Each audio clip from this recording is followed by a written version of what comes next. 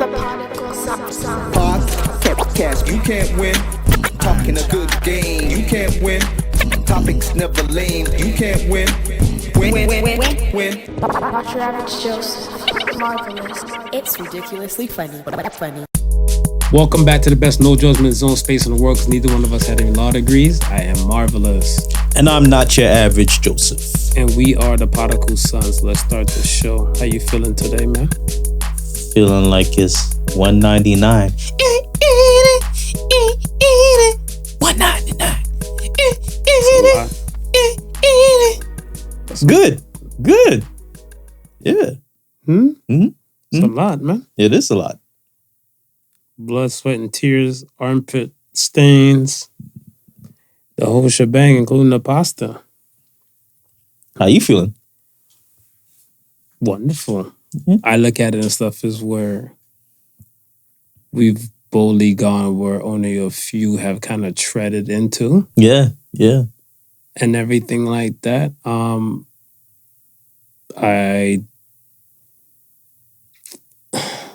Let me say this. I think doing 199 episodes, we actually did 200.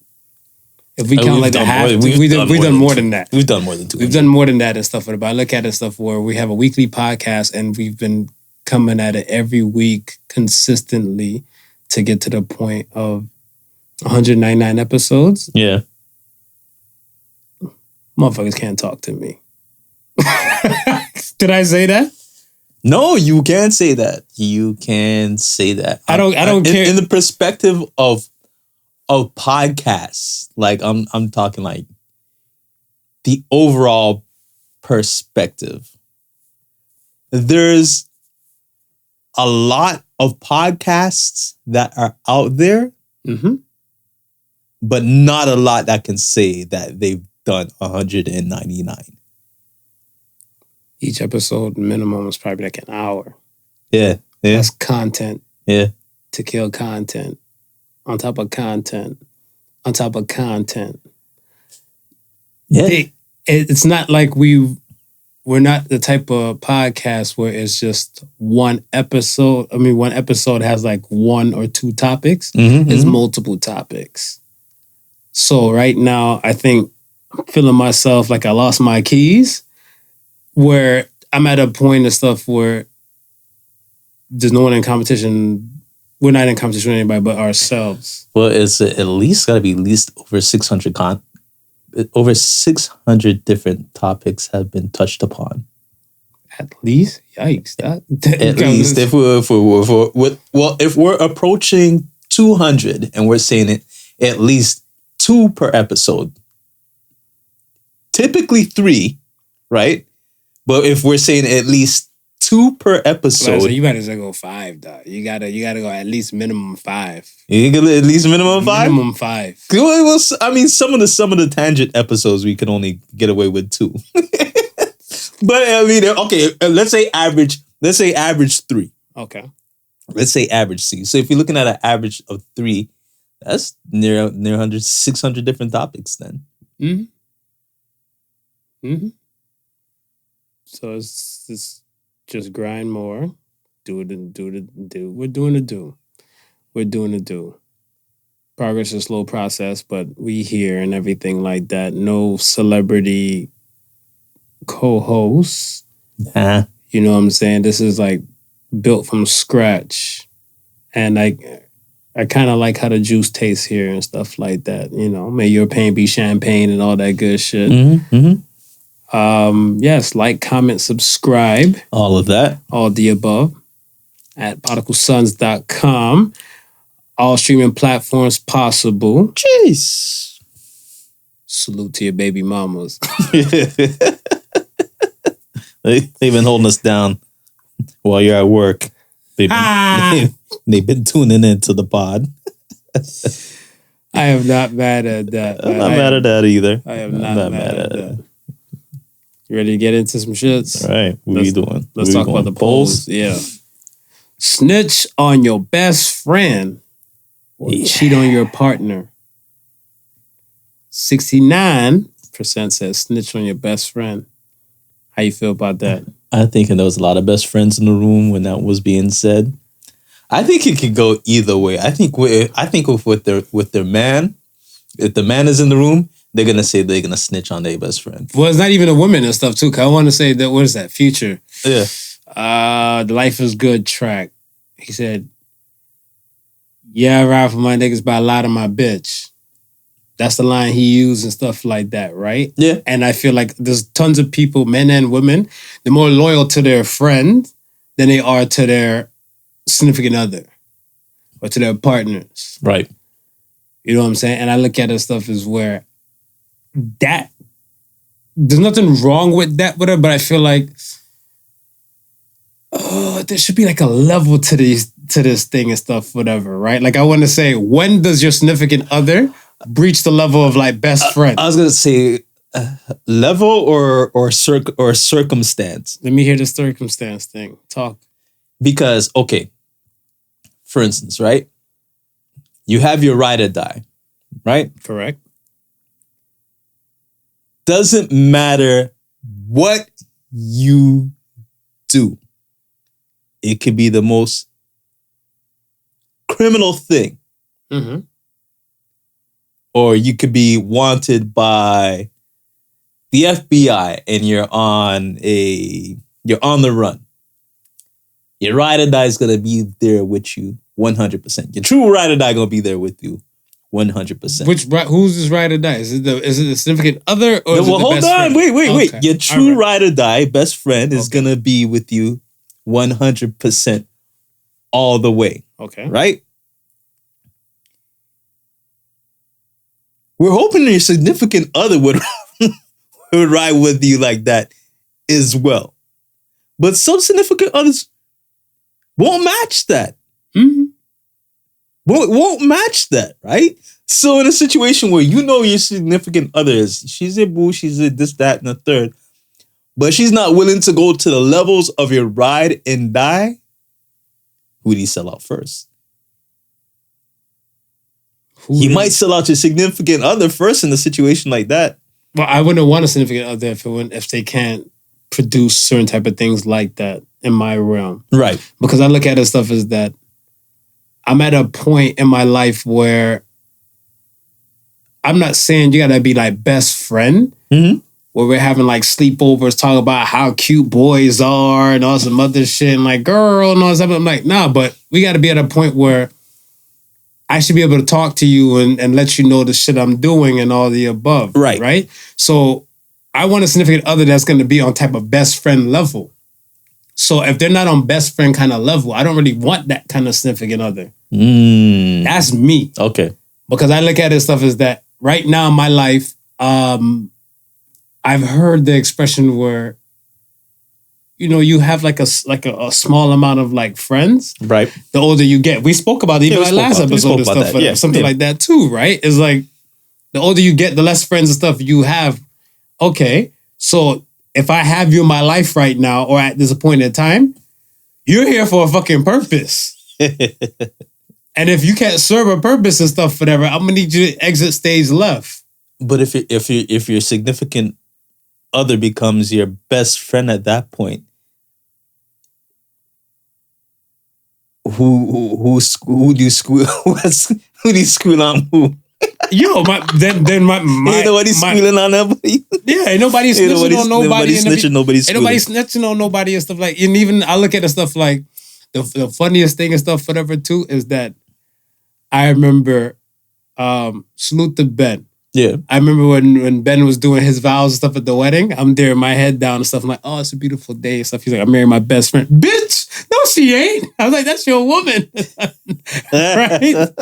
So it was so funny because his brother and like his brother and his brother-in-law looked at me and stuff. They're like, you've been replaced, Mark. I'm like, first and foremost, we're not in a gay relationship and stuff like that, whatever, right? But I'm like, salute to LGBT community and stuff like that. But I look at it like, you do what you do. And we had a conversation and stuff with her, I think a little bit after that and stuff, right? And I said, he said, oh, boy. I'm like, no, don't worry about none of that, whatever. I'm like, it's minuscule. I'm like, she better earn her keep. Right. In your world and stuff with her as like best friend level for it to be like, that be the case. Yeah. Because I'm about to say, don't come and stuff for that. Like, I look at it like this.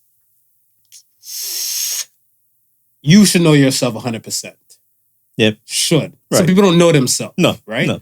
You should know yourself 100%. Your better half should know you to probably like 85 to 90%. Right. And I feel like your good friends and squad should be a little bit less than that. And then whatever you let off to the world, right? Because I want to say not everybody will let off everything about themselves and stuff to the world. So your SO should be next in line. Because they're seeing you in your birthday suit. Yeah. And I told my boy, I'm like, yo, I don't fuck you. I don't do men. I don't do dick. So at night, or when you come out the shower and shit like that, whatever, this woman is going to be seeing you naked, your birthday suit, your oohs, your ahs, your goods, your bads, and everything like that. Yeah. That's a bond. It is a bond. That's a bond. It is a bond. Because, I mean, like I said, like, say, for example, we might as well get graphic. Let's say if there's a situation and stuff where, like, I don't know, like, there might be something on his ball sack and everything like that, right? Right. I would feel more comfortable if he goes to her. Be like, hey, you see this? I got something on my balls, like a little rash or something like that. Before I would feel more comfortable if you go to her as well. Like, right? picture me rolling up on you and shit like that, whatever. You're here and stuff like, yo, Smooth, what's good? I'm like, yo, can I have a minute with you and stuff like that? You're like, what's up? Come in the stew, close the door and everything like that. I zip down my pants. You look like, what kind of shit is this? What kind of shit is Marv on? Then I'm like, yo, I got this little... Is it a rash? I don't think I got anything and stuff like that. You better go see a doctor. I can't help you with exactly. That. So I said, like I said, your SO and everything like that, they should come to a point. Yeah. I feel they should come to a point where they should earn their keep. And they should be in like your upper echelons of friends. Yeah, they're gonna earn their keep. But I think there's certain things that it's just you won't be able to get away from. Right? What do you mean? Because going back to my example, like your significant other, they're gonna ride for you, and it's gonna come down to the fact that they're your significant other, so they're gonna ride for you. But there's gonna be questions in there, such as why you get what you get yourself into this time. That's what I'm saying. She should have noticed. But she gonna ask you anyway. When you ride or die, it's just gonna be like, yo, let's go. Let's go. She's significant other. Let me get my bag. There's always something with you. She's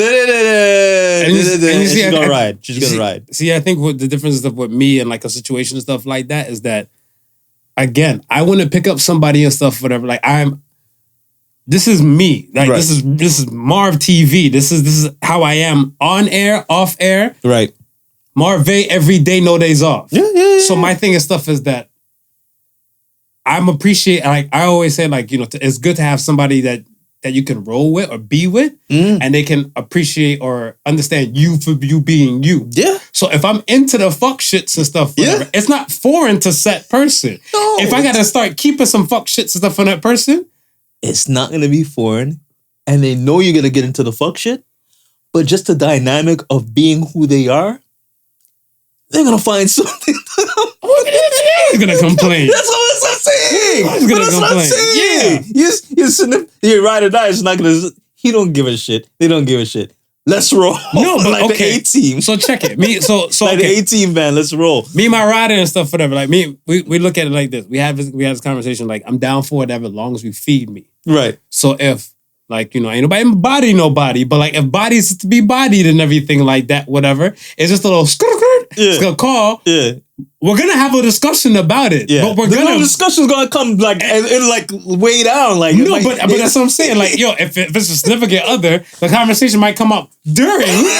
And then your rider, it might come up after. Exactly. But you're still gonna have the convo. Yeah. So me personally, I don't really care because we're gonna have this convo. We're gonna have this convo because I'm looking at stuff as like, yo, I would prefer like the SO. Yeah. And I hope she had like some body strength on her and stuff like that in case we got to move her body. She's like, what the fuck you got me into and stuff like that. Like, all right, check it. This is what it is. Right. And like, you know, this, that, and the third. And then once we get that out the way and shit like that, whatever, and she's still griping and complaining and stuff, whatever, I'd be like, yo, I don't know if this relationship might work out. Yeah, see, for the sheer convenience, the ride or die wins over the significant other. Because the ride or die, no questions asked, you can get the job done. Then after everything is said and done, he's gonna be like, okay, now tell me what the fuck we just did. Then he's gonna tell you, the significant other, you're gonna be like, baby, time is going. I ain't got no time to explain all of this. It's true, but then, so my question and stuff is that, are we sure the ride or die is going to be down for the cause? Because remember, you might be willing to do that. And that's what I said at the beginning. It's got to be that ride or die that you know. Whatever's going to go down, they got you. Your significant other, by the virtue of being your significant other, you would hope. I feel like it's both ways. Because I feel like both ways. Because I feel like it's loyalty is a hell of a thing. Loyalty is fucking expensive. It's priceless. Mm-hmm. It's priceless. Yeah. And I look at this stuff as where some people, the older I get, right, I realize a lot of people and stuff, they're kind of like dog eat dog. They're like dog eat dog. They're really for themselves and stuff like that. And I have no complaint and qualms and stuff, whatever, with that. Yeah. But if you kick a biblical aspect, one man's not an island. One person is not an island. No. You're going to need people at a point in a time and stuff like that. And then this is where trust and loyalty and respect kind of go like intertwined and stuff, right? Right. I respect this person enough to trust what I have to say, to hopefully they'll be down and loyal enough to understand where I'm coming from and stuff like that, right? Right, and right. It's like, I only want people and stuff like that around me. So that's what I'm saying. Like, it's just that, like, let's say if I have you and some other people or something like best friend category and stuff like that, I feel like even the woman I'm with, she has to earn her keep to kind of get to that level and stuff. And the differential and stuff is that I'm fucking her and I ain't fucking y'all. Yeah. Right? Big difference. And yeah, so if it looks at like when I hear some dudes like MOB, right? Yeah. When they still around with the MOB thing and stuff, and I was like, do you sleep with your guys? Like, you know, like, are we really saying, we still saying money for bitches? Like, you know, are we still calling women bitches in 2022? Like, like, what are you, like, what kind of woman are you having with you to still, like, ride with the MOB kind of concept and stuff, right? Right, right. So I just look at it as I was like, yo, your choice is your choice. Yeah. Me, I'm gonna go with and stuff, whatever, with like snitch on my friend. Right. Because I said I'm gonna go on snitch on my friend because I look at it stuff as like we're gonna have this convo. We're gonna have this convo with stuff, whatever. Like if it comes up to that and everything. Yeah. If they're my rider and stuff like that, be like, yo, I'm not sacrificing you completely to screw you over with no lubrication. But I'm sacrificing the stuff, whatever. Just this point of time. Right. For the greater good. I will come get you. I will come get you. You'll come back. If I put you in a predicament, I will come get you. Yeah. You rather cheat? No, it's gotta be the best friend. You gotta sacrifice the best friend, bro. It's fun to say, like, yo. You gotta sacrifice the best friend. You gotta sacrifice the best friend and stuff. But, you know, some of these chicks on the net, though, you know, they were kind of loose with it, whatever. But and that's what I'm saying is like the situation. Some of them were with their girlfriends. Would it be the same answer if they were with their with their boo? No, because that's part of the beauty and stuff. Why I want to say some of the things how we poll questions. Right. They're a one-on-one convo. You know what I'm saying? Mm-hmm. And the only person to be swayed by answer is you, because I love how the polls and stuff work too. Yeah. Right? You can't see anybody's answer until you give an answer. Right. Right. So now you can't be swayed and stuff or manipulated to choose a particular response. This is all coming from you. And then it goes into a one-on-one kind of convo and stuff. Look at the time when we ask questions and stuff about your relationship for 1 year. 1 year, 2 weeks after your 1 year anniversary, you win the lotto, 50 mil. Yeah. I seen a married couple in the DM. One said, I give this amount of much dollars. Other person and stuff, whatever. It was the woman who was the savage one. She's like, 1 year's puppy shit. You don't get nothing. To each their own. To each their own. To each their own. I am not mad at that. All right. All right. So wait, let me ask you something before we move on to the next one. Is there a hierarchy to your friendships? Nah. No? Nah. Everybody, so like, let's say you sit on a best friend platform. You're dying for these best friends. You're sacrificing some stuff for these best friends. Because you said last week you had 2. Yeah. So for these 2 and stuff, whatever, you're gonna you love them equally. You sacrifice equally and stuff. They're even kill. Okay. I got like a little mini arsenal, less than 5. Yeah. But like, but like yeah. Yeah. Less than 5? Yeah. There's captain, co-captain, and foot soldiers. You see, because I look at it stuff as like there is hierarchies. Right. There is hierarchies and stuff like that, right? But I feel like once you work your way to like that best friend level, yeah, there's no ifs, ands, or buts and stuff about certain type of things. Right. Right? Right. But I feel like one of my issues and stuff with the best friend, like that hierarchy or that like untouchable group, is that they have to be, I want to say, not only with the open mind, but teachable. Okay. Because no 2 situations, like certain situations might be the same, some things might be different. Right. Right? And whatever situation that they or we encounter together, it may not be the same damn thing. No. It may, so, and we might have ran into this problem and stuff at my age, 35. Right. And then we might run into a problem and stuff at age 42. Right. And we can't treat this situation and stuff like the previous situation and stuff before because maybe there's more things at stake. Right. Right? And some people and stuff, they just feel like everything's like the same way because it's the same characters, so it's going to be the same movie and stuff like that. Like, no. You can make a remake to a movie, but it still ain't going to be the same. Yeah, it's not going to be the same. Shit, to some people, they feel like it's still going to be the same damn dance. Yeah. Right?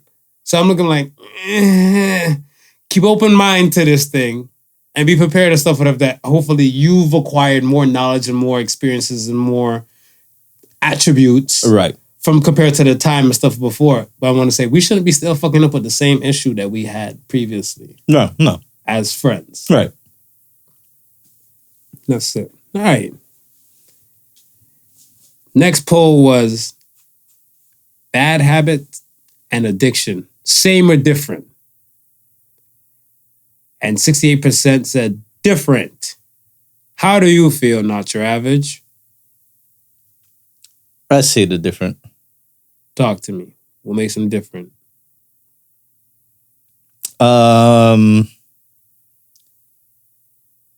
You may do something because you enjoy it, even though it's a bad habit.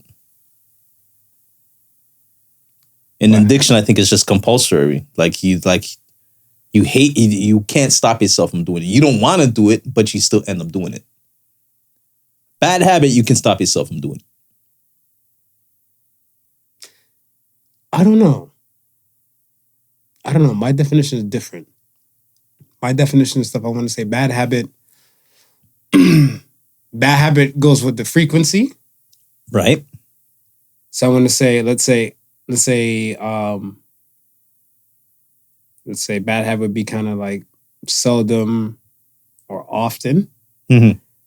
And addiction is a regular type of thing, regular type of occurrence. Right. So I want to say, let's say if you have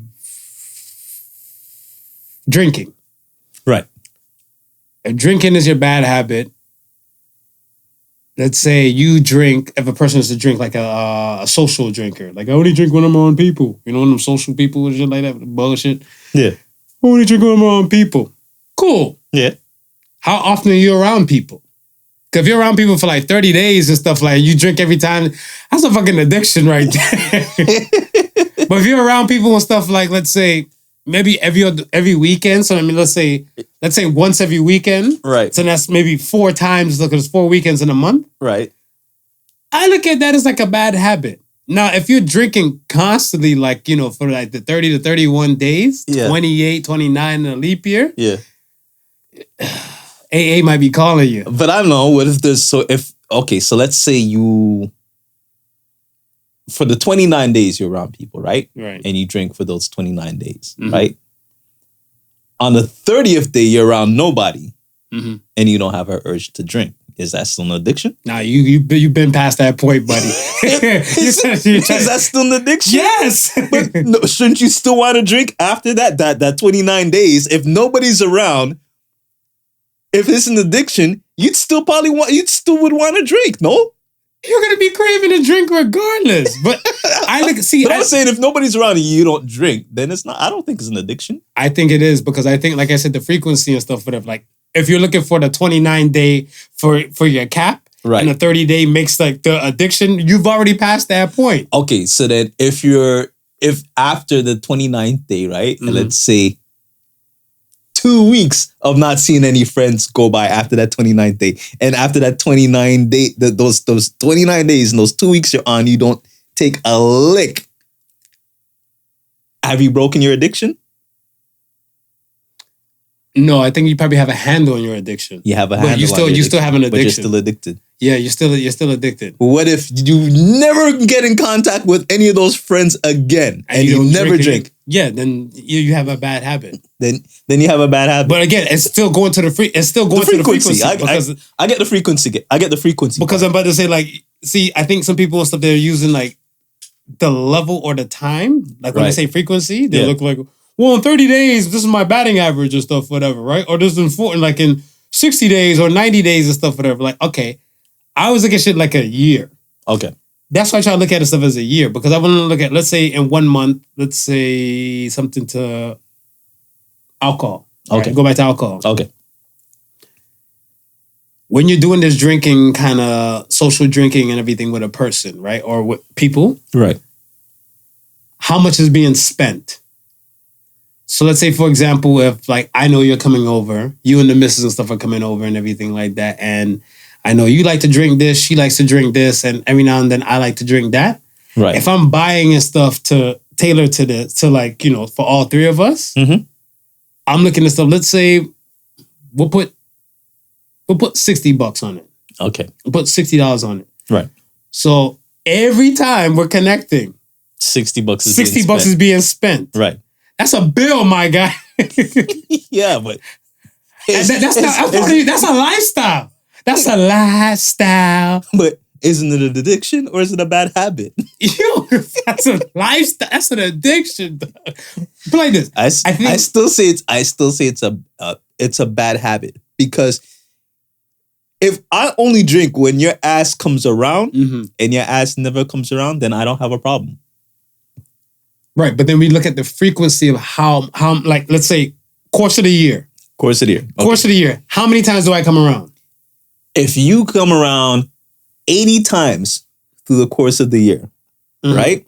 80 times. So we're counting as like a day apiece. Day apiece. Okay, so 80 out of 365. And every time that you come around, I'm drinking, you're my bad habit. I'm your bad habit? Yes. Hold yourself accountable. You're my bad habit. Hold yourself accountable. Because when you're not around, I don't drink. So then you just say I'm like, good. yo, I can't kick it today. I'm good. I can't kick it today. Or I'm not drinking today. Now, if you're not around, and I look at that bottle and say, fuck it, mom's not around, but I'm going to drink anyway, I'm addicted. I'm addicted You at know that what? point. But okay, it's just, I remember the other day, I was out. I was out and stuff like that. I was with my girl. Right. We're at one of her peoples and stuff, whatever. A little greenery went up in the air and everything like that. Yeah. And I was like, don't mind if I do. Right. Had a little something and stuff, whatever, cut the edge off and just like, all right, I'm cool, I'm vibing. Right. They're like, hey, you want some more? I'm like, no. I've reached my limit. I'm holding myself accountable to make sure and stuff and everything like that. But I'm like, well, I mean, I'm here socially. Come on, dog. When does accountability come in? When do you say you put the stop and put the parameters socially, and you keep going, it became a bad habit. Yo, your bad habit is about to be a damn addiction. It became a bad habit. If you go home and you remember the fun that you had with your friends, and you said, fuck it, I'm just going to get the weed and still see if I still have the same fun, you're an addict. You're an addict. You're an addict. You're an addict.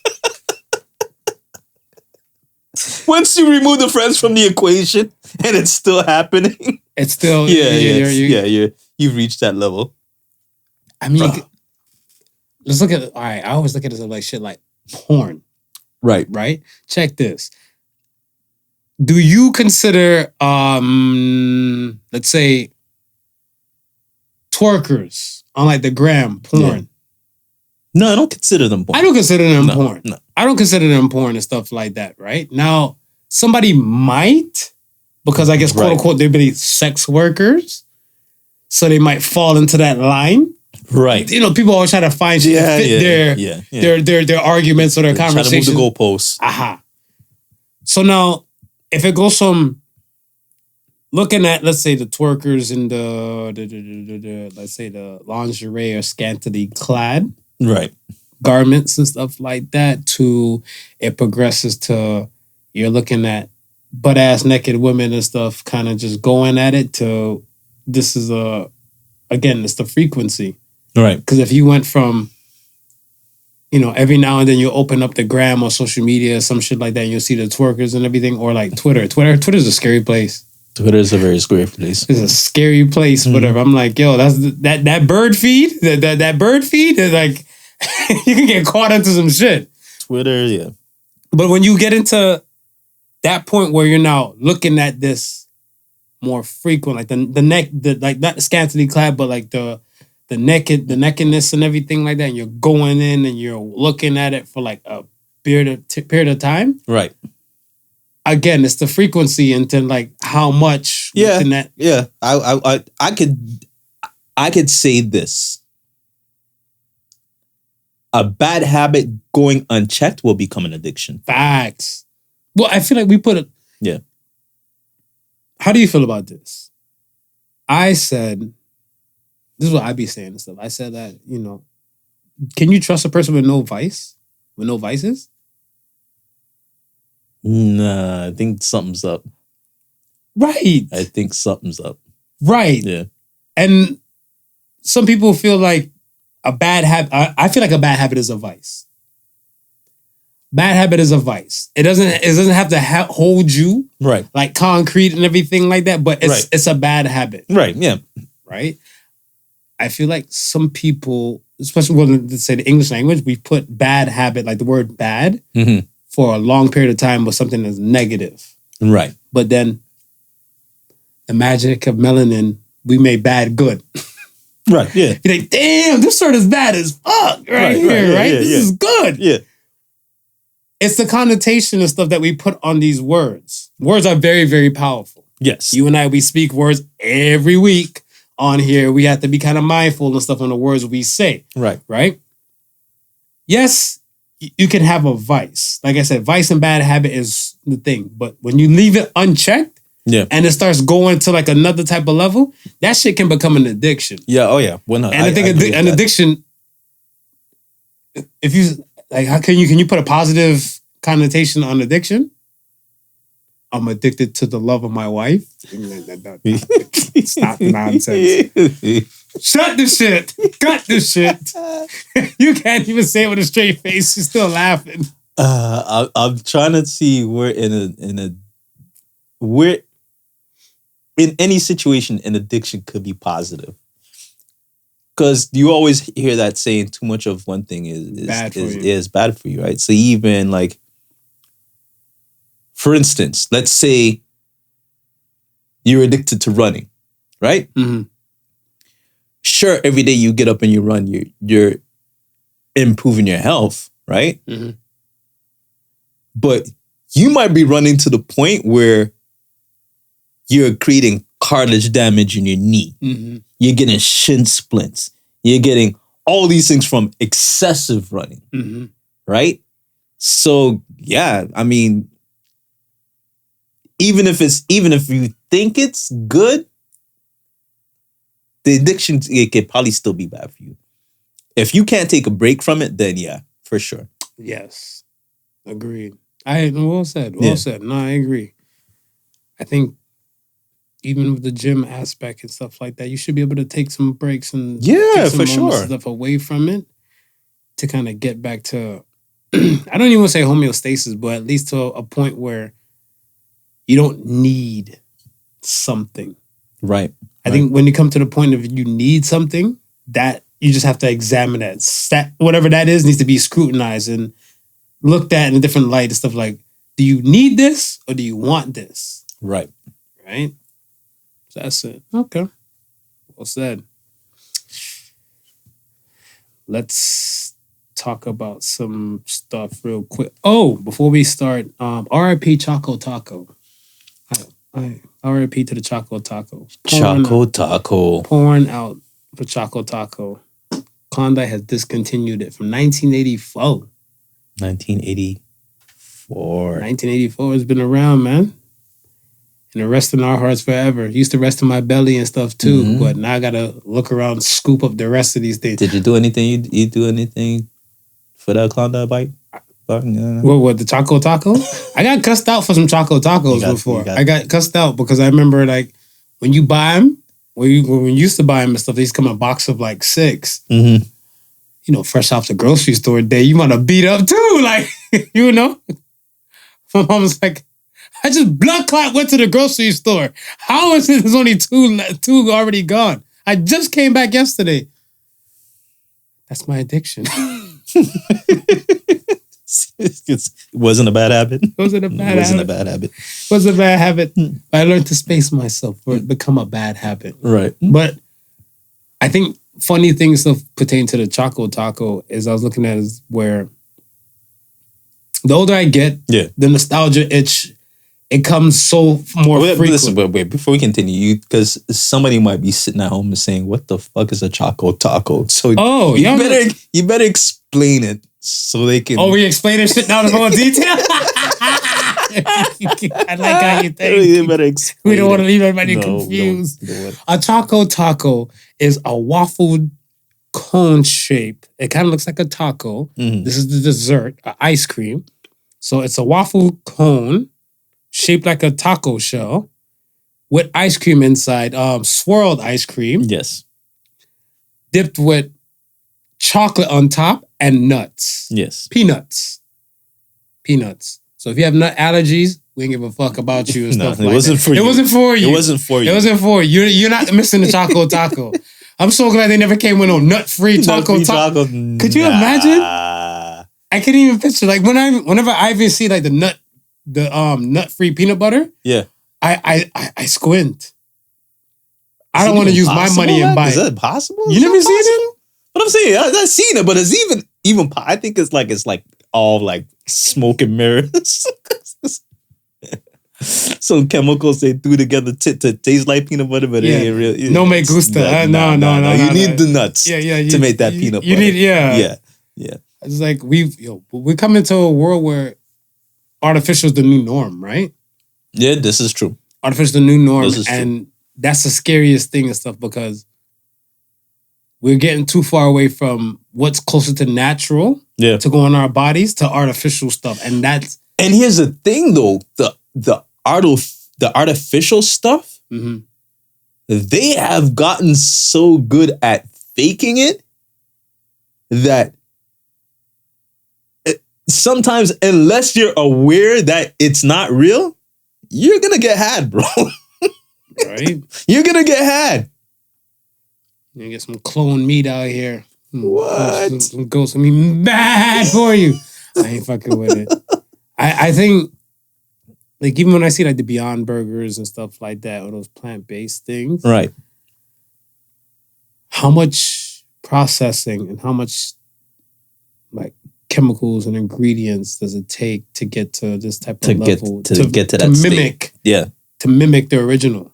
Yeah, right. But I mean, keep with all that in consideration, right? Yeah. At least biting in a Beyond Meat burger, you can still tell that it's not meat. You know what I mean? So if you're worried about all of that shit, as soon as you bite into it, you're like, nah, stay away from me, vile, fake, whatever you are, right? But once it gets to the point where it's indistinguishable in the taste, we're screwed, man.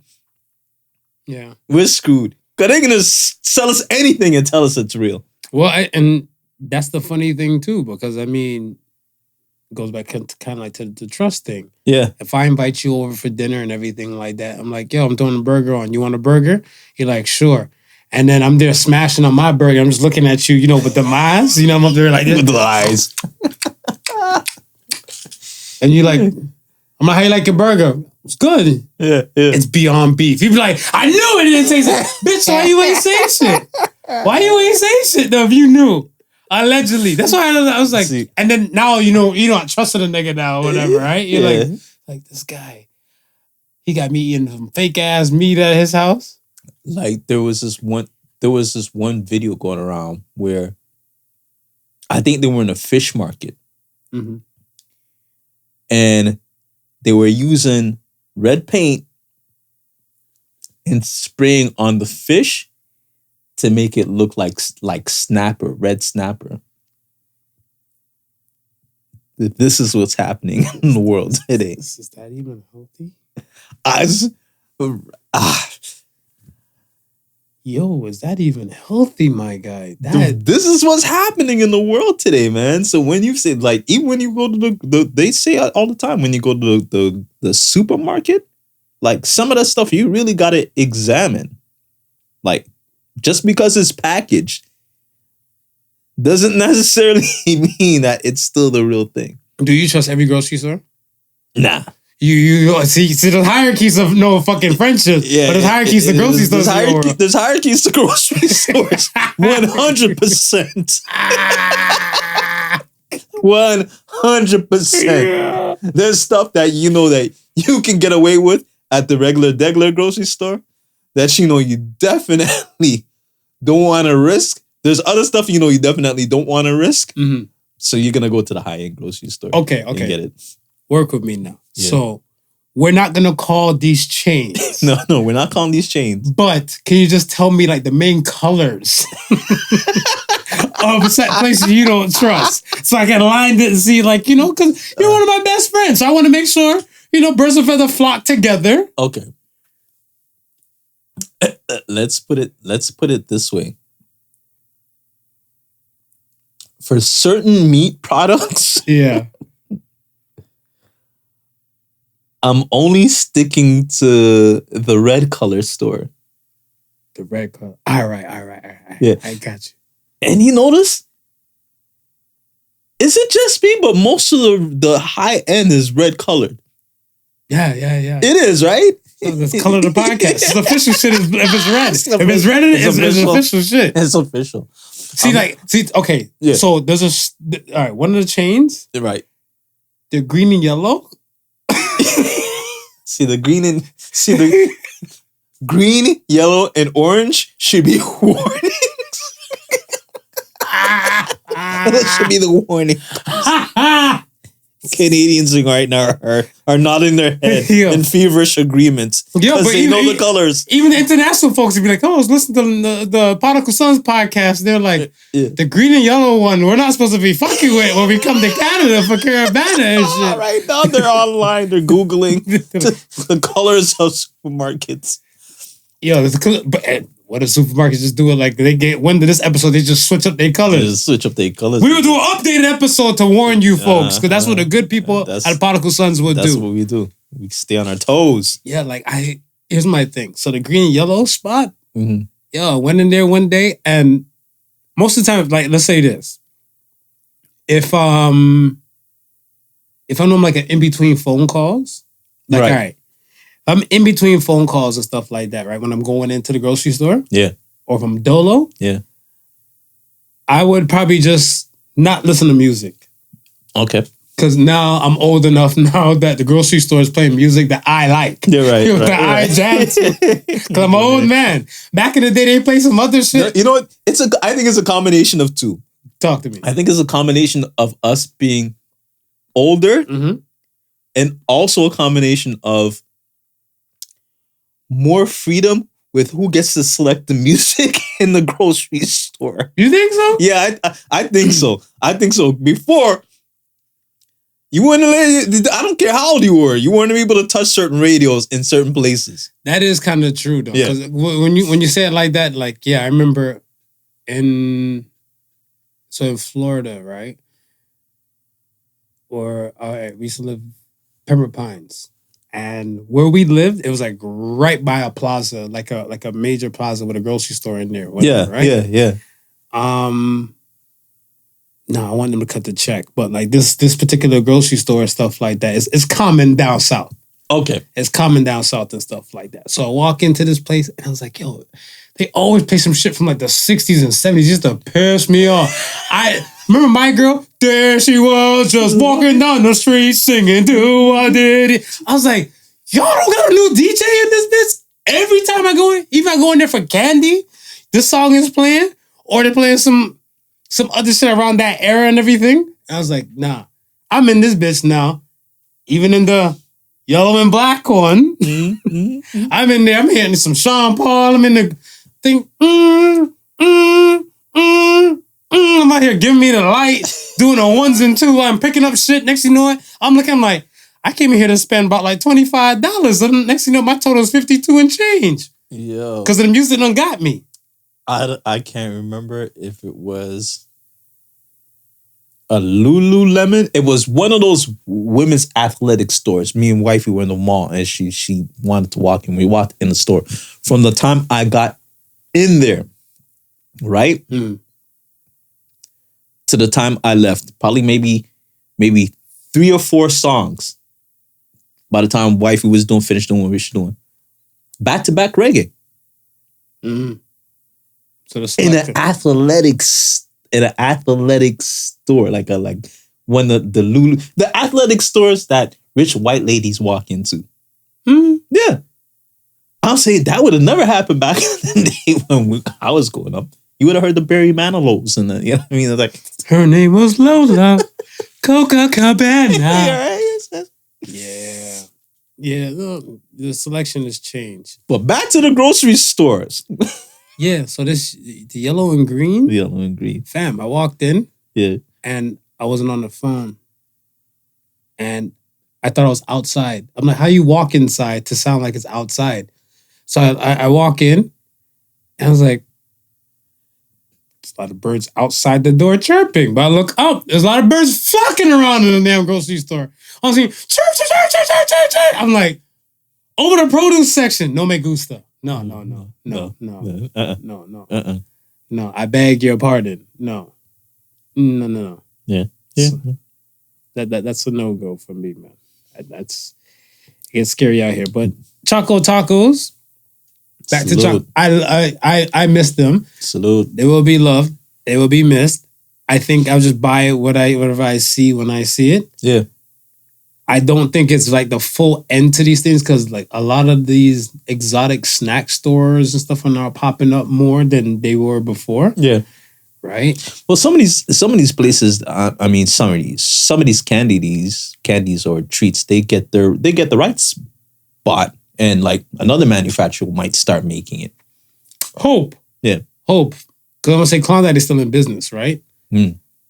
Klondike bars, the other ice cream stuff they do, your peppermint patties and all that type of stuff. So they like probably just sell off the rights to that Choco Taco. They might, because I think even I'm not sure if it's Twinkies or Half Moon. One of them, just some product that Hostess used to own that they don't own no more, but another company is doing. I think it is Twinkies. Hostess gave up the rights to Twinkies? I think Hostess stopped making Twinkies and then another company started making it. Gotcha. Hope not, but I'm gonna need full undisclosure list of all the grocery stores you don't fuck with. After the show.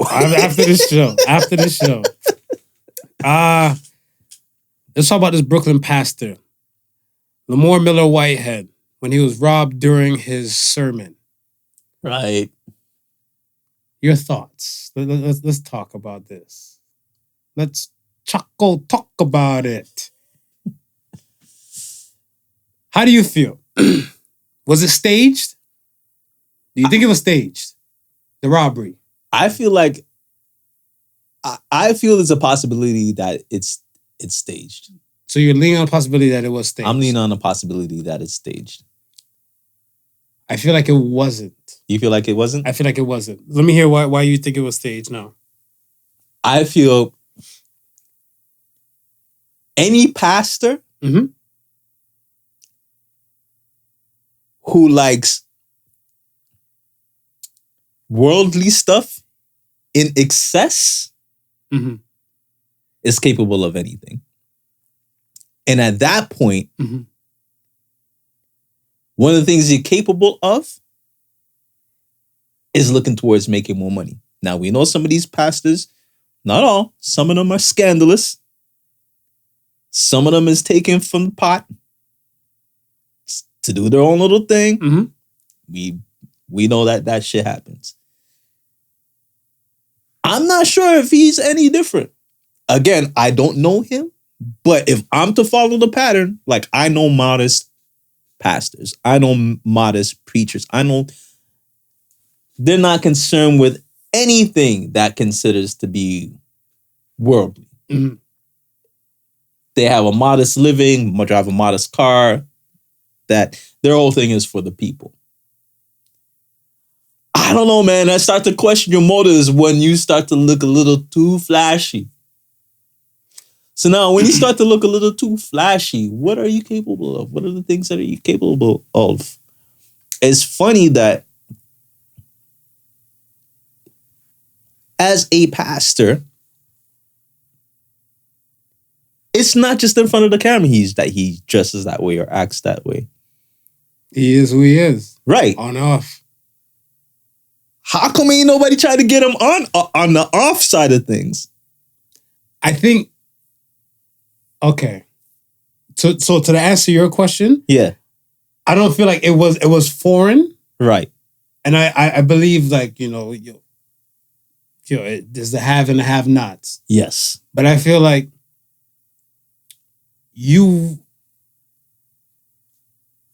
it's easier for you to run up on somebody when you know they're gonna be at a specific type of place doing a specific type of thing, Right. right?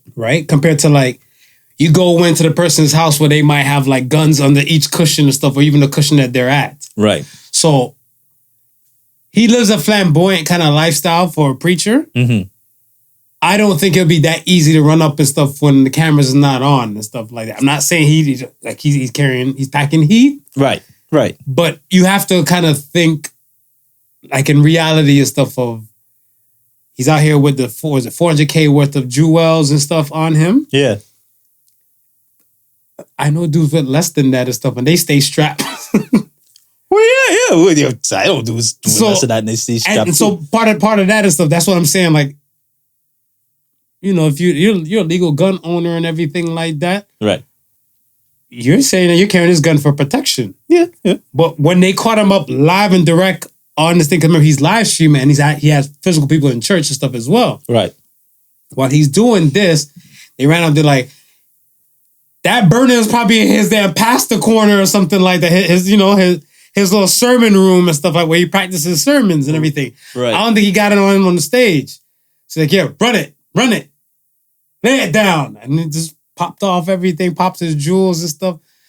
The thing and stuff, I was dying to search for it, and I found 2 photos of what the church looks like. Mm-hmm. He needed to put more money. My personal opinion, he needed to put more money into the church than on himself. Of course, yeah. I want to say there's a Catholic church that was robbed. Remember we spoke about it earlier in the year? With the tabernacle. The tabernacle, right. The tabernacle and stuff for that. That place. Remember, tabernacle was like $1 million. Right. Right? Almost like $2 million worth of gold and jewels and stuff in that. Right. That whole church was still slap. Mm-hmm. Marble disc, all of the above. Pastor Whitehead shit wasn't marbled up. No, you could probably play marbles and stuff like in a corner. No. But that's just about it. So I was looking at him like, we should put more money and stuff into these spots. But then again, the Bible itself, they talk about false prophets and all the above too. Right. Right? So I want to say you have to give or take. You're going to have some who are the modest type, like you're explaining. Mm-hmm. And you're going to have the ones that are like Kanye style. Yeah. But I mean, if it is a setup, it's It's a damn good setup. It's just think about it. You have live and direct your scene, right? Insurance purposes and all that type of stuff. Proof, witnesses. It's how much worth of jewelry did they say? $400K. $400K. So you put the word out on the street. You tell somebody, listen, man. All your jewels is insured. Everything is insured.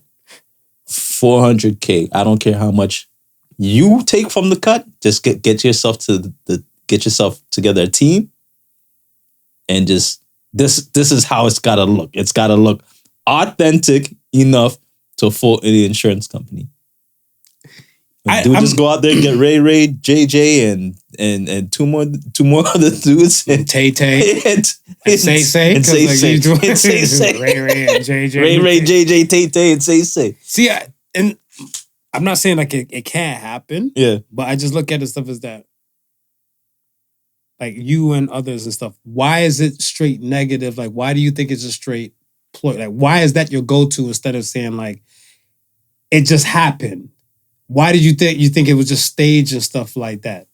Like, what makes you don't know Pastor, you don't know set person, but you just automatically when it went to the stage mode. Like, I feel like is that from the zeitgeist that we're in, that like everything and stuff is facade, fake, like smoke and mirrors you were saying earlier, right? Or is it just something where like we're now jaded to the point that we don't think there's any good can come in the world? I think a few things makes me feel like it could possibly be staged. Again, looking at the pastor and how the pastor carries himself, right? Mm-hmm. I think that was the start of it. Saying, okay, this pastor, he looks like he's into money more than the typical person.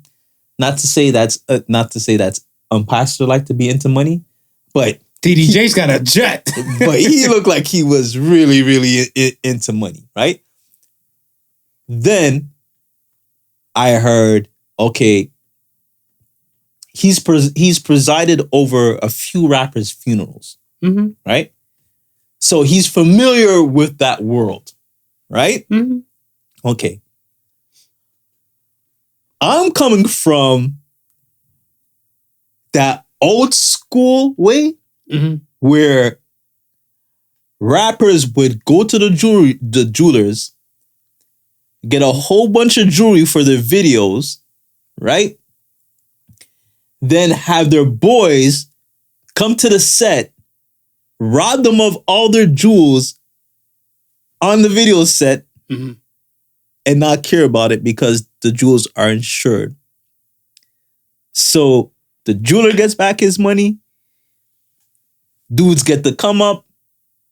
This, that, and the third. So I'm looking at it as, okay, he's a pastor. He knows the ropes. So you're saying he knows the ropes. He knows what's going on. And I'm thinking, if he's got a couple rapper friends who are saying, listen, the shit is insured, right? We can do this, that, and everybody's happy.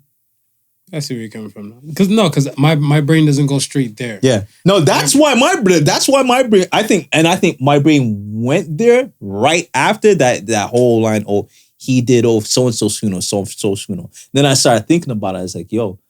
He's a Brooklyn native. Yeah, it's like, yo, that gold heist though, for insurance, that's like a regular thing that happens amongst rappers. I'm like, what's the difference with this one right now? That's how like you said in the group chat, he's a rapper. Yeah. I thought he was a rapper. I had to look into him and stuff some more because Gucci drip and everything. His drip was phenomenal for a preacher. What? I look at his stuff where I feel like modern problems require modern solutions. Yeah. With that being said, it's not like I don't knock a TD Jakes, an older preacher, a Creflo Dollar type and everything like that, Shirley Caesar. It's just that I need somebody to kind of relate more to my level. Right. So I can we are not like, I want to say we're not that far off. Like, I'll take a preacher and stuff who's under the age of 50. Okay. Under the age of 50, I'll take a preacher and stuff like that. Okay. If you became a preacher, Yeah. on your side thing and stuff, whatever, I'll fuck with it. Right. Because I know I have an idea of stuff that like our generations are not that far off. Right. And I would hope that whatever you're preaching in your sermon would be kind of reflect. yeah. Things that I can understand or I can and I can relate to. Right. So I want to say like Carl Lentz, you know, do we still call him Pastor Carl Lentz since he's not part of Hillside? Okay. Carl Lentz, you know, baptized Bieber and everything, like some other celebrities and stuff, and he's yadded up, you know, he got tats for skin. Yeah. Right? Yeah. To the older folk, or to the older demographic, they're like, that's how my preachers look. Right. But I mean, that's kind of come a dime a dozen now, whatever. To me, like, I look at it like, yo, if you don't have tattoos and stuff like that, I feel like you're of like a different kind of generation. Right. I even feel like these kids, we even doing the 18, I didn't get a tattoo. That's the first thing on their mind. They want to get tattooed. Can you trust the person who doesn't have a tattoo? Are we going back to the territory you're of talking somebody who about- doesn't have a vice? No, we can trust a person with no tattoo. Because the person with no tattoo. Because I want to say, like, certain people and stuff, like, you can't tell where my tattoo is. Right. So I feel like tattoos is for you. Yes. Yeah. The tattoos and stuff is for you. So I feel like, yeah, I can trust myself. Like, even if I didn't know and stuff, whatever, somebody asked me, like, yeah, let me see. Like, no, it's for your eyes only. Right. You know? Right. But the preachers and stuff from older school, I get that. They move in that kind of world, in that realm where that's not their money is going towards the congregation. Yeah.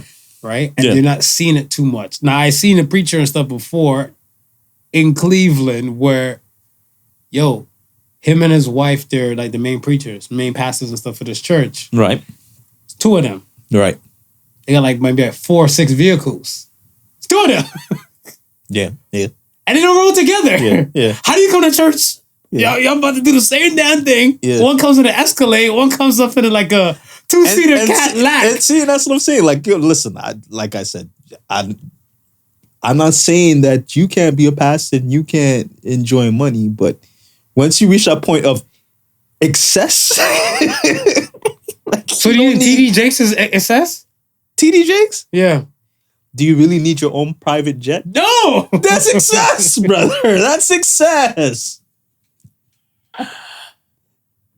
Is it so hard for you to fly around first class? You probably don't even need first class, but you can fly around first class. You do not need to be paying for a jet, paying for storage of this jet, paying for damn jet fuel. There's a lot of expenses that goes in owning a damn jet. Keep it, like me, I'm different. Keep it real. You're right. Yeah. I feel like if I was a pastor or stuff like that, I wouldn't really want to fly around by my damn self. I would really want to fly with people, because I mean, it's people why you get touched or you want to, write some of the sermons and everything like that. Right. Like most of the topics and stuff that we come across, that I come across and everything, Right. they're kind of like from experiences and stuff in my week. Yeah. In my week that I'm seeing, I speak with people that I don't spoke to, people that I'm like message, interactions and stuff like in kind of like in my world already. Yeah. Right. And I feel like that's part of the inspiration and stuff for me to keep doing what we do. Right. So I would assume as a preacher, I don't want to assume, but if I was a preacher, I would want to sit with people and stuff that I don't know to kind of get an idea and stuff of like where their thought process is and stuff, and what kind of sermon might kind of relate to like their time. Well, that also speaks to the humbleness and the humility of that person who can sit amongst the people and be that way, right? Mm-hmm. I don't know if you can be humble and full of humility with all that Jewel shining. That bling bling around your neck. My name is Pastor Offering. All I need y'all to do is Pastor Offering. Yo, hey, okay. He got low though. He got. Okay, all right. He went down on the ground. They got his ass, man. They got him. Yeah. Can you imagine sitting in the congregation? I mean, like this, like happened right after offering plate, and he was like, "You look a little too shiny up in there, preach." it's like the person if everybody watches the video, Google the video, Right.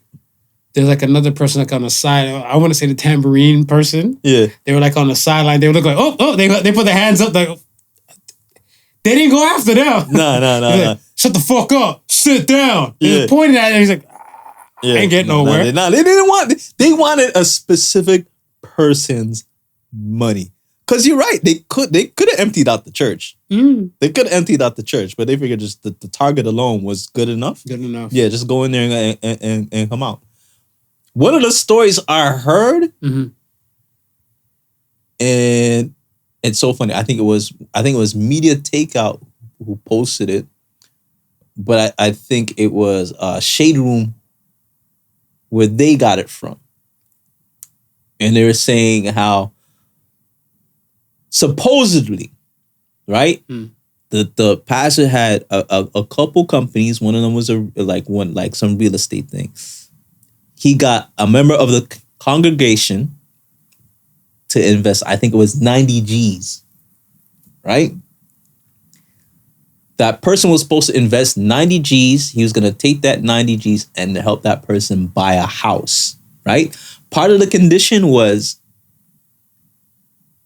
every month that person would get $100 because this is the whole 90 G's was that person's life savings. So they would need something to survive on. So during, I guess, working up to getting the house, that person would get $100. Okay. So then the person stopped getting the $100. So the person was like, yo, what the hell's up? So then the pastor went and said, oh, I thought you was just investing in one of my many businesses to help, I guess, what Black Street. Pastor Whitehead. Yeah. Okay. I thought you were just investing in one of my many businesses to help underprivileged youth or something like that. So allegedly, he's supposed to be in court.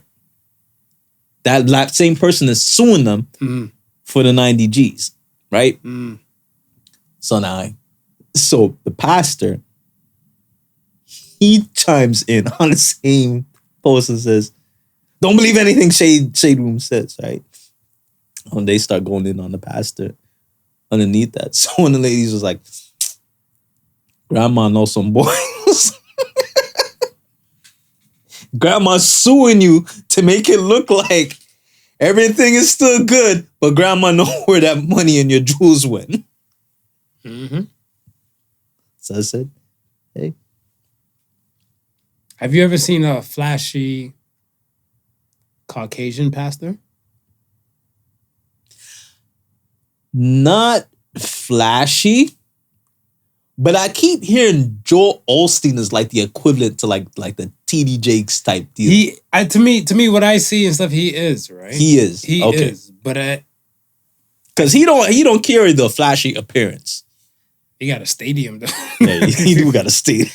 Got a stadium though. You're there to you're there to take some dollars. Yo. When your home of worship can house a professional sports team and their fans, yeah, there's something going. Something is up. I feel like and I don't doubt that their sermons don't slap. I just feel like, yeah, to me, it's got too convoluted from the essence of just the word. Yeah. I think the dollar aspect and stuff kind of kicked in. Yeah. Because, I'm not saying before COVID, online been here. Right? The online sermons and stuff they've been here. And I feel like if you were doing it where you're doing it to touch the people, yeah, there was no harm to say, all right, you know what? We're getting a lot of people, but we don't have enough seats.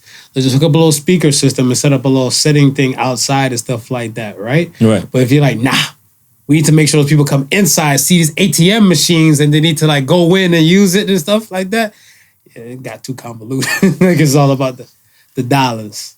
Yeah, it's insane, man. It's insane. Yo, once I seen them start setting up the ATM machines inside the churches, yeah. Let me ask you. Listen, sorry, don't mean to cut you. Some online services got the QR code on the screen. It's like, yo, just scan the QR code and make your donation. Perfect.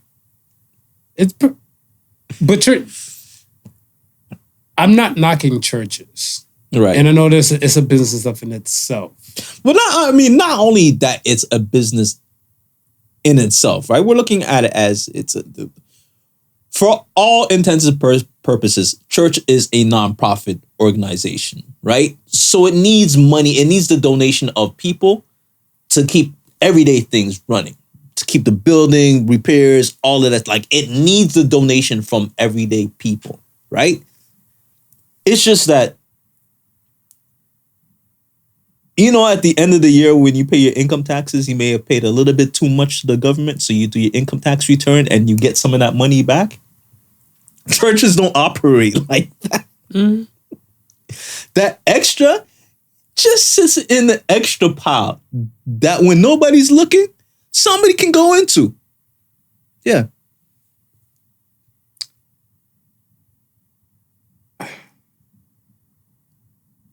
Yeah, no. I let churches run this church because it's choice. People choose to go to set church, right? You can go to a place stuff for like just straight word, or you can go there for the ambiance and the experience. And style and substance does dictate the thing. I'm not saying Pastor Whitehead has any more flair compared to like a no-name pastor or an unknown pastor or stuff that does it every Sunday. Right. But there's a reason why set people wake up and go on a Sunday to set church and stuff. So I'll leave it at that. I wanted to ask you, from where we are now today, because I want to say, especially with Banner just passed and Carrie Banner just passed and stuff here, when a few years ago Carrie Banner wasn't here. Right. Due to the pandemic. In the pandemic time, I feel like a lot of racial issues and stuff kind of came up to play. Okay. From 2020 to 2022, where do you feel like our racial justice and fight stands now? Do you think like some racial issues has gotten better or worse since George Floyd?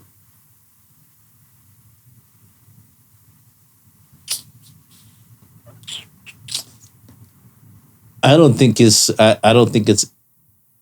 improved nor gotten any worse. So you're saying it's stagnant? Yeah, I think it's stagnant. To me, it feels like it's stagnant. Talk to me. To me, it feels like it's almost like when we deal with the situation of race, it's like an ebb and flow.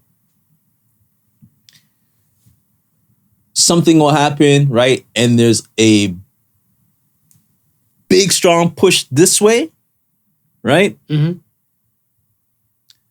We'll get something that's pacifying.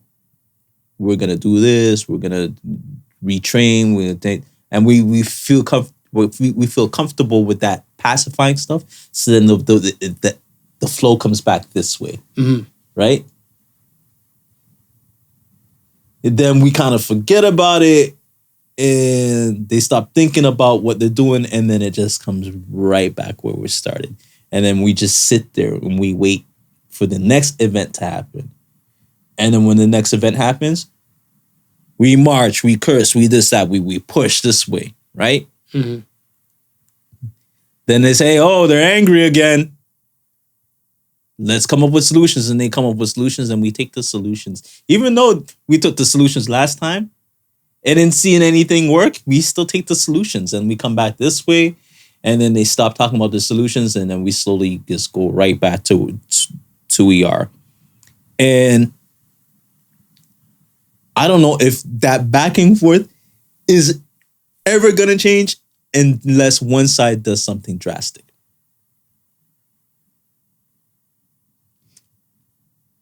Either side? Either side. So tell me what it'll look like on the law enforcement side, and tell me what it looks like on the other side. On the law enforcement side, they just clean up their act. That's drastic. That would be drastic for them. cleaning up their act and actually sticking to what they say they're going to do. That would be drastic because they've never done it before. And what about the other side? On our side, stop being peaceful. Stop being peaceful. Stop being peaceful would be our form of drasticness. You think we're too passive? Yeah, I think we're way too passive. I think we're even though the way marches and all that type of stuff and everything the took place? marches that died down. Yeah, that stuff dies down. It hasn't solved anything. No, it hasn't solved anything. But I mean, just that aspect and stuff where they should constantly always be like be in protest mode. Nah. You gotta punch the bully in the face. Because I look at where, for me, I look at like we have a George Floyd situation. Right. Right? Well, the Ahmaud Arbery, I don't really, they were former police. Sorry, the father's a former cop. Right. But I look at like straight in badge aspect where you had these 4 cops and this one did his thing with the knee, and then you have the other 3 and stuff there, and even like during the protests and everything and stuff like that, I think there was like a cop I seen put his knee on somebody, and another cop went up to him like pushed him off, like this is the reason why we're here. This is the reason why we're at this point. Right. Yeah. Right. It's kind of like better. You're supposed to do better. Should do better. And we're still at points where look at the kid in Akron. He got rinsed with 60 shots. Yeah. Yeah. Right? Yeah. And this is post George Floyd. Right. Right? Amazon workers and stuff in Chicago, they're at work and they're seeing death threats and slurs in the bathroom. They tell Amazon's like, yo, you don't have to come into work, but you're not gonna get paid. But people are like, yo, I feel unsafe. See, and where do you go to if your employer can't now protect you from? And let's okay, I may be inciting violence, but it doesn't even have to. It doesn't even have to go there. He's not inciting violence. He woke up with violence today, folks. I woke up on the wrong side of the bed, folks. But it doesn't even have to go there. It could be as simple as it's got to be hard hitting, right? It's got to be, oh shit, we can't just say what we're gonna do. We actually have to act on what we're doing. So, listen, we tried the marching. We tried all these peaceful efforts. We've argued about this already. That shit doesn't help, right? The only thing that we know, and we've talked about this already, it's got to be economics. Black people got to be shit. Black people got to sit in. Sit in. Black people got to learn to say, we're waking up tomorrow and we're not working. We're not leaving our house. We're not buying anything. We got to do something drastic that shakes the economy. We got to like shake something. We can't, marching doesn't shake anything. Hit him where it hurts. Yeah, we have to. At this point, that is the only way. It's the only way. It's just going to be continuously being this ebb and flow. We complaining, they coming up with solutions that never gets done. So we're back to where we're at. Then shit pops off again. Then we complain again. Well said. No, I agree. I see. This has to be something and stuff from our side. Well, we still stand by the Buy Black Friday aspect and stuff. But if everybody did a little, not one person has to do a lot. Not one person has to do a lot. Right. And I think part of our problem and stuff is the togetherness. 100%. From our side. But then when shit hits the fan, then this is when you want to unite like Voltron. Sorry, I'm showing my age. Power Rangers? But even the unite, it's okay, fine, unite. But even the uniting's wrong. You're uniting to protest. No. Unite to stop work, motherfucker. If we all said, okay, we're going to unite, but this time we're not protesting, we're going to unite and everybody stay home tomorrow. Good Lord, America would fold. Every working black person in America says they're staying home tomorrow and they're not buying anything, they're not doing anything. What's that doing to the economy? Well, because I mean, think about it. We're in a time now of like mental health. Yeah. Mental health is a hell of a thing. Right. Now, let's say you find out a cop has murdered somebody who kind of look like you and everything like that. And you're looking like, oh, I'm traumatized. I'm not going to go to work tomorrow because they murdered said person. Yeah. And I feel a type of way, it's fucking my mental health. Yeah. It's triggering. It's triggering. Because you don't know if you might be next. And the amount of black people that stay home would cripple the fucking economy. It would crush it.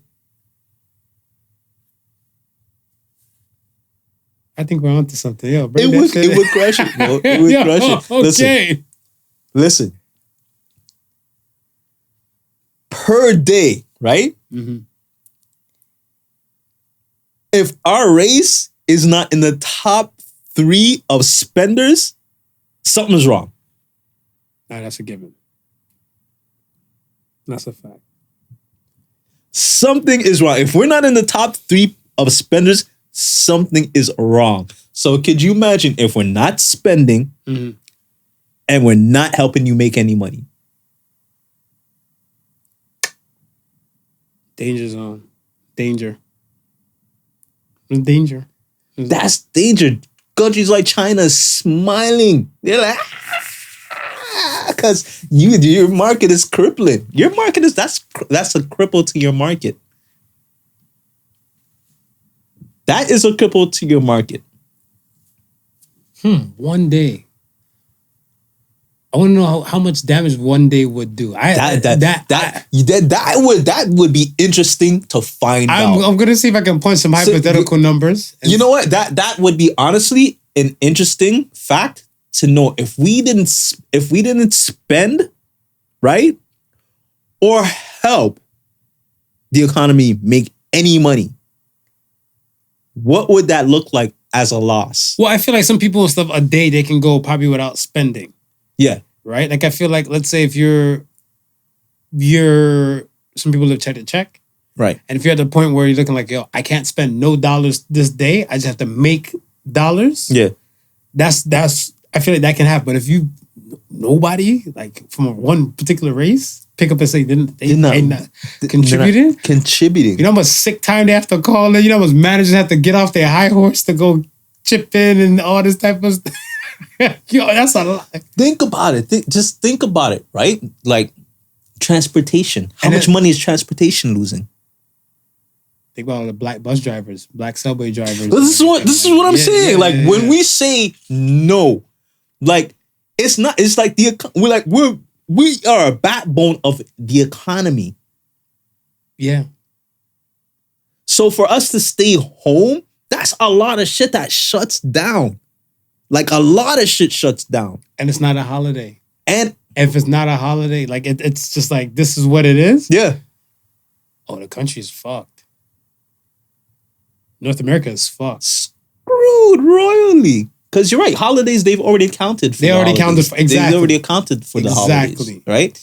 Matter of fact, there are certain days that they have that's beefed up to make up for what they've lost on those holidays. Mm-hmm. Right? So you're right. It's already accounted for. These days, listen, make that one day happening, and then you can put Reggie Jackson at the helm at that point and say, this is what we want. This is what we want. You wanted your chance to represent us. Tell them what we want, Reggie. That's true. First on the list of demands is stop killing us. We do this shit again. We're gonna give you 2 days the next time around. Lord, they don't want to hear 2 days. Yeah, I don't think I have enough immigrants to support that. Like even like all off the record, undocumented people. They don't to compensate for that because you have to look at like in my mind I'm looking at like regions. Yeah, if you're in like the California area where they claim like the Mexican immigrant stuff for there might be a problem, right?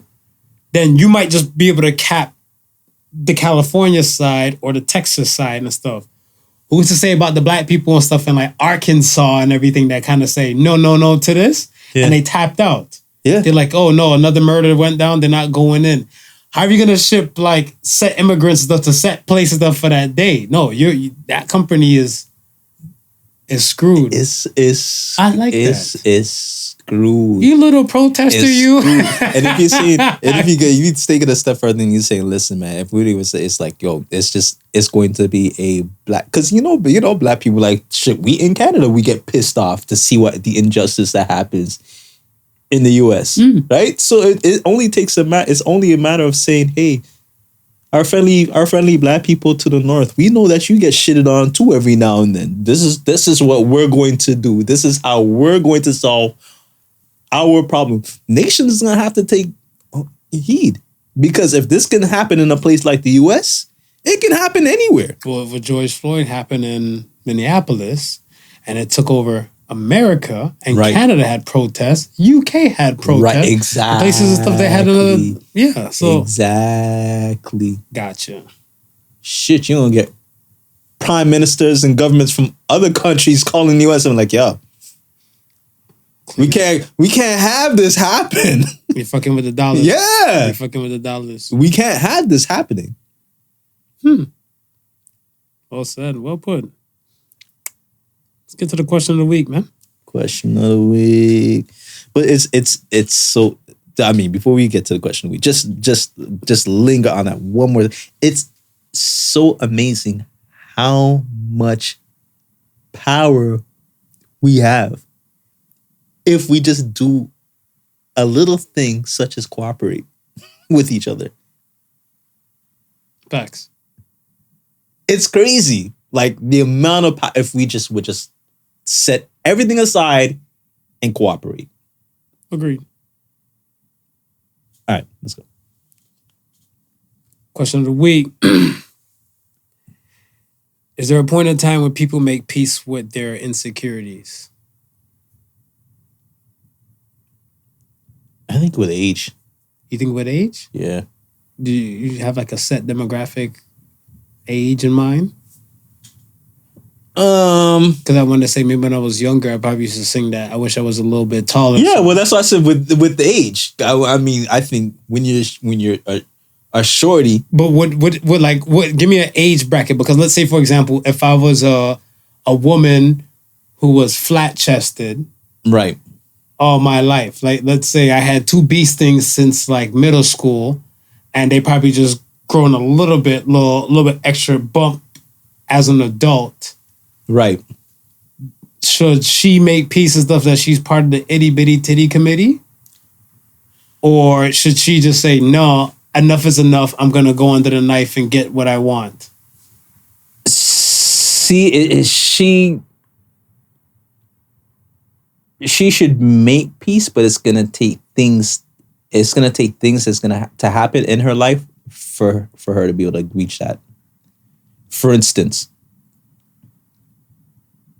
women who may not be well endowed in the chest area feel like it makes them less, may feel like it makes them less than a woman, right? So that might be the insecurity, right? They don't feel like they're a woman, and they might feel like they might not be able to attract a man or get the man that they want because of that shortcoming, right?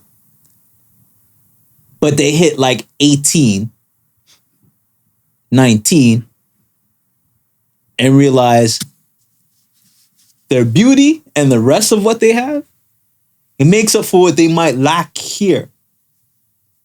So now they realize they're getting the boys, they're getting the set, they're getting noticed. This all of a sudden is not so much of an insecurity now. I would hope. No, that's what I'm saying. Yeah. One would hope, right? One would hope. There's still going to be some situations where people don't have that reinforcement that this is not a problem, and it still feel like it still becomes an insecurity. But I feel like once it's no longer a problem, like going back to the example of, I wish I was a little bit taller type of deal. When I was younger, I always wish I was a little bit taller. But that's because the notion was tall, dark, and handsome. Right. Right? Exactly. But when I realized, oh shit, I'm dark and handsome, and the tall don't really matter, me wishing to be a tall guy went out the window. that insecurity left me. And when circa time frame did that probably leave you age-wise? Oh, I want to say maybe like 17, 18. Like teens. Yeah, teens. But then there's some people and stuff, I feel like they're still dancing with their insecurity demon. You're right. To the point like even approaching 40s and 50s. Right? So that's how I was trying to get like a basis and stuff where like when does an average, like we're doing like the median range and average. Yeah. When is the average or collective and stuff of like set demographic or people? I don't know if there would be an average though. I think it Interesting. I think it would more or less be whenever you come in contact with something that will let you realize that it really is an insecurity and that you should not let it affect you. So whether if you come into that as an age of, in the early age and like in your teens, let's say, you're a short guy, but you date a lot of women. You being short is no longer a problem, right? Or you may be a short guy and have other factors that may prevent you from dating and not know about it and just think that it's because you're short. That you may carry that up into your 20s, up into your 30s, thinking that's the reason. Mm-hmm. And growing that insecurity because now you're dwelling on it. You've been dwelling on it. You've had all those years that it's been on your mind. Right. Because you're feeding the wrong thing. Right. You're feeding the wrong thing. Right. Or you're addressing the wrong thing. Right. Where you really should be addressing this is where the shortcoming really lies. And that is the insecurity is not where it's at. Like I feel like this a good portion of insecurities is like a psychological type of thing. Yeah. Right? Yeah. I want to say a high percentage of it is a psychological type of thing. And I feel that if said person was to put that time in to kind of identify like the root of that insecurity, like why do you feel like certain things? Like, for example, I know a guy, he said he's not too fond of his nose. Right. Right? He said he's not too fond of his nose because I guess his nose is more like, I guess kind of like protruding, and it kind of comes out like, like, I guess like he calls it like a door knocker type of nose. Okay. Right? And I was like, you're in your mid-30s. You've had the same nose and stuff, whatever, since like, let's say you came into your nose, let's say 10, like in your double digit stage, like 10, at least in high school. Right, yeah. Is it really a problem to you and stuff like that? And that's why I try to break it down stuff like to the woman aspect. I'm like, does it hinder women from talking to you? Right. And everything like that? He's like, no, but some women made some comments and stuff to the nose. Yeah. I'm like, some women that you built something with, or some women that you were just seeing and stuff like in passing. Like I want to say a date or two or something like that. And he said, a date or two. Right. But I said, whose words weigh more on you? Somebody that you actually put in some time in, or some person and stuff was just like, fly by. Yeah. So I'm like, what? And that's a psychological thing because I look at it where if I built something with you, or I'm trying to build something with you and everything like that, your words hold more weight compared to like someone else who I don't fuck with. Of course, yeah. You and I, we built this podcast and shit like, so if you tell me something to help make this better, right, or even say something and stuff, I listen to that over somebody else who doesn't have a podcast to tell me how to run our shit. You get what I'm saying? Yeah, yeah. Because they're flyby. Yeah. So I'm looking at it like, I don't know if that person's shit is insecurity or hatred, for lack of better words. Right. Compared to like somebody who I built with. Right. And like if you told me, like if I was the person with the nose and everything, like, well, you guys say I have a Caucasian nose. But if it was a situation where like you said something about my nose and be like, oh shit, like we've been rocking together for years. Right. And now you tell me my nose is like, shit, maybe I should look into like a new schnoz surgery, a rhinoplasty. You know what I'm saying? Like and that's where I feel like the person and stuff has to like flick off and on the switch. It up. Love yours. Yeah. You came a long way. Yeah. No, you went the wrong way. Right. I was saying circa time frame, probably like the 32s. When you fall off the calendar, like when your age is not off the calendar, like the 32 going to the mid 30s. Yeah. I feel hopefully you should make peace with who you are, who you've become. Yeah. But if you still haven't, I don't think it's a surgery kind of thing. Physical insecurities, that's what I mean. I don't think. Yeah, I mean, because when you go out and have, let's say, cosmetic surgery. Mm-hmm. They're saying they're doing it to make themselves feel good. Right. Are you doing it to make yourself feel good?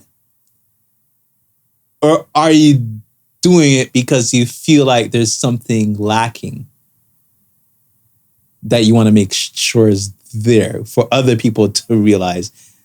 Or you feel like some people think that there's something about you that's lacking, so you go and do it so other people don't feel like there's something about you that's lacking. I think for other people, Yeah. it's for other people. Because if you do it for yourself, fine. You do it. You do it for yourself. If that at the end of the day, if that's what makes you happy, gives you the confidence, whatever, takes you up a notch, fine, right? But I mean, if you're doing it for other people, like the dick enhancement ads. Bro, you only need don't matter what size your dick is, you're still gonna pee. So you think the guy You're still gonna pee. The dude who gets the dick enhancement does it because he feels the woman wants a bigger dick. he's doing it for her? He's doing it for her. He ain't doing it for him.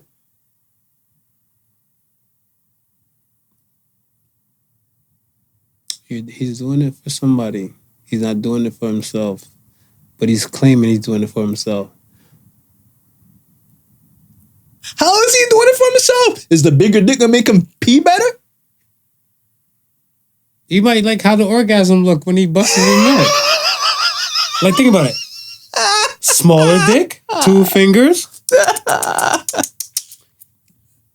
Cannon. There's a difference between this. Just close your eyes. Just close your eyes and imagine the cannon. Imagine a cannon on like a 2P shooter. You know the only thing that's gonna crush your dreams? What's that? When she says it's not a cannon. Women, your words are offensive. And then he's gonna go get the enhancement so he can get the cannon that she told him that he don't have. I hope he stays with her too. I hope he stays with her too. Because if the person only with you for that cannon, and then they say some circumstance they actually break up, and then hooks up with someone else, like that shit's too big. Where are you putting that? You be like, you did all this. You did all the right things for the wrong person. I'm looking for the 38 special. You come here, Magnum PI.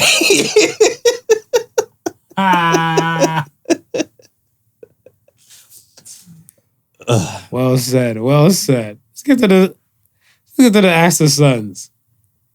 First Ask the Sons for the week comes from Lavi. Would you rather take $5 million at once or $100K a month for the rest of your life? I'll take the $5 million at once. You don't think there's years left in your tank? I'm thinking of $5 million at once. I'm not leaving anything up to chance, my brother. I'm not leaving a single solitary thing up to chance. At least if I get all that $5 million all at once, I know from the point that is in the account, family and kids are blessed. If I take it chunk by chunk and die next week, they only have like a couple 100,000. They might get lucky if they get a couple 100,000. I like what you said. You're right though. Because I always looked at the stuff where it was the Cash for Life. Yeah. That's for 25 years. They pay you out, $1,000 a week and stuff Right. for the rest of your life for 25 years. Right. Right? I mean, you can still die. Yeah, you can still die. You can still die. You can still die and stuff, whatever. So yeah. Or even look at it like this, right? So you get the $1,000 a week for the next 25 years, right? That first month, you got $4,000. Tesla stock drops dirt cheap. You say, shit, I'm on the come up. I'm gonna buy $3,000 worth of that Tesla stock. Next month, that Tesla stock goes up twofold. But if you had gotten all your money at once, you would have bought a big ass chunk. You would have bought a big ass chunk of Tesla at that time. And then while it went up, you're already in investment mode. You're already in guap mode. Fair. It's all perspective. I like that. I'll take the $5 million. I'm taking the $5 million. Next question comes from Baron Dragon Slayer. What if you found a death note? Oh, this is my speed. Wait, how does the death note work again? I gotta kill somebody, or so if you write the person's name, you have their name and their face in your head. Right. So if you write, like my name, and you have my face in your head, I die. And I die. If you don't put how I die 40 seconds after you finish writing my name. Of a heart attack. Okay. But you got to make sure you get the person's name together. Because I remember like in the whole story, a man's like, what's your name? He's like, Beyonce Knowles. We all know what Beyonce Knowles look like. So in your head, you know what Beyonce Knowles look like. So if you write Beyonce Knowles, this fucker who told you his name is Beyonce Knowles ain't dying. The real Beyonce Knowles is dying. Right? So if, what was that? What if you found a death note? Oh, the world is mine. The end. Now, is there any limits to how many names you can write on this death note? No. This bitch can get popping. Because I think, if I'm not mistaken, this stuff, it may look like significant, like how many pages. But I think for some odd reason, I think the pages end up replenishing on their own because one dude in the story, he went nuts. He went home like after dinner, like, all right, how many people am I gonna kill today? And he filled that bitch out. And they were dropping like flies. Wow. I don't know if there's a lot of people I'd write down though. You know what I mean? I got plans. You got plans? I got plans because like what me knowing the story, you can dictate a whole bunch of things and stuff like. So I would like said asshole bank manager is gonna close the bank for the night, but he's gonna empty out all the money into a big ass duffel bag, drop it off at this location, and commit suicide at this spot. Okay. So the events leading up to the death, as long as you write it, happens. Correct. Okay, well then yeah. All right. He's like, all right. It's a little bit different now. Because I can get a come up on this as well. Right, okay. I got it. Well then, shit, there's a few people are off. The world is mine. Like I said. A few people are off for the offer. What? Yeah. What? Yeah. Because I mean, like, I look at it where, I think when I got the concept of the show House of Cards, I already knew the story of Death Note, but I was like, what if, because let's say, Kevin Spacey was on there when he was still on the show. Yeah. He kind of worked his way up from regular politician to high positions.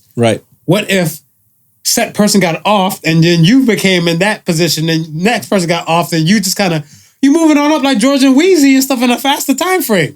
Yeah. And everything, they're like, yo, how come all these people are dying and stuff on you? And be like, look. Be like, all right, if you think I'm killing them and stuff like that, I'll turn myself into police custody. Remember, you can all write out these pre-death dates and stuff in advance and just sit there, be at the police station eating things, be like, well, we saw Nacho Abbas just kind of just eating some Popeyes. We gave him food like he was a snitch on First 48. he ain't do shit. We have all the cameras watching, but X amount of people still kept dying. Yep. Be like, can I go now? Yeah. You can do a lot of things with the death note. Oh, yeah, damn right. Right. The last question comes from The Bright Sun. What is lacking in your life? So that's kind of a statement right there. What's lacking in your sleep? No. I think my life, I would prefer more togetherness and more unity, especially to what you were saying and stuff earlier. Right. With the whole, I want to say, with your racial aspect, I dig it. I look at it where maybe I would hope my voice has some volume and some depth where some people listen. Well, people come back weekly for this. Some people, when they stumble upon it, my voice would tend to resonate within a few. Yeah. But if it could resonate and stuff, what like some Martin Luther King, Malcolm X type of way, where I can sway, not even in a bad way, but just more in a level to that, where like, yo, we need to move the movement. Yeah. Yeah. We need to move the movement. Certain, if you want change, you gotta, help produce this so the change can come. Yeah. So I think maybe like the only thing I'm probably lacking and stuff is probably just maybe the reach. I was about to say the outreach. The reach. I would say that too. Yeah. The reach. Yeah, I would say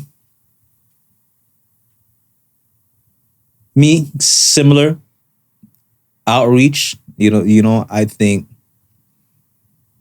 the both of us have ideas, and I wouldn't necessarily say progressive because a lot of them is just common to us is common sense. Yeah. To us, we can't make that mistake no more. To us is common sense, right? But just to be able to, I think, speak it and have more of the people who are on that common sense level hear it. Yeah. I think that being done, I think the change will manifest itself. Change is gonna come. Yeah. Change is gonna come. Yeah. But yeah, I think so. Because I mean, the things that we're saying is not hard. It's not hard. It's not hard. We're not saying yo, you gotta go out and take a life. We're saying tomorrow don't go to work. Like tomorrow, you already got your excuse. You're traumatized. That's where we live in now. And matter of fact, it's not an excuse. A lot of you motherfuckers out there are traumatized. So you really can take that day and stay home. Mm-hmm. It's not hard. It's not a hard thing. Like I said, the only thing, the thing that is hard is the togetherness. It's getting everybody on the same page. I think that's the hardest thing in the world for us. Yeah. I don't think there's anything harder than that for us, is getting everybody on the same page. Agreed. Well said. We are at the end. We are here. We are here. So say the Suns this week. Yes. So say the Suns this week. I can't believe this one was in the cut like that. This in the cut? So say the Suns this week says, try and get all the facts first. Don't draw conclusions from the illusions. So say the Suns.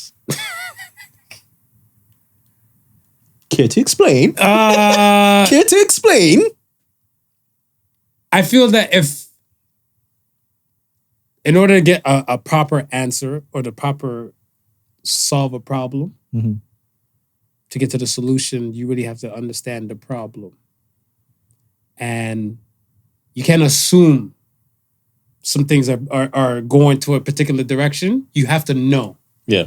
You have to know what you know pertaining to set problem, because it would create another whirlwind of problems. It's like when you're doing a math question. You do a math question, they tell you to show work. And if your work might not make sense at one part, the rest of the whole answer is flawed. Right. You have to get to the definites and everything like that. And that's pertaining to a conversation we had last night. And I think especially more so in this day and age. Mm-hmm. Years back, you can get away acting like you knew shit and get away with it. Because unless people had access to information, they couldn't dispute you. Today's a different story. Everybody got a smartphone. Damn near everybody has Everybody got a smartphone. 95% of the population has a smartphone in North America. The only way a person doesn't know is unless they're too lazy to look it up. Well said. No further questions. Defense versus case. That's it, folks. That's all she wrote. Once again, thank you for listening to the Podical Sons. Thank you. Like, comment, subscribe. All of that. We welcome you guys. We champion you guys. Good Ask the Sons questions. Keep them coming. Keep them rolling. And we'll see you guys next week. 199, baby. To the 200 mark. Peace and love, y'all. Thanks again for supporting us. Peace. The Podical Sons was not your average Joseph and Sofa King Marvelous.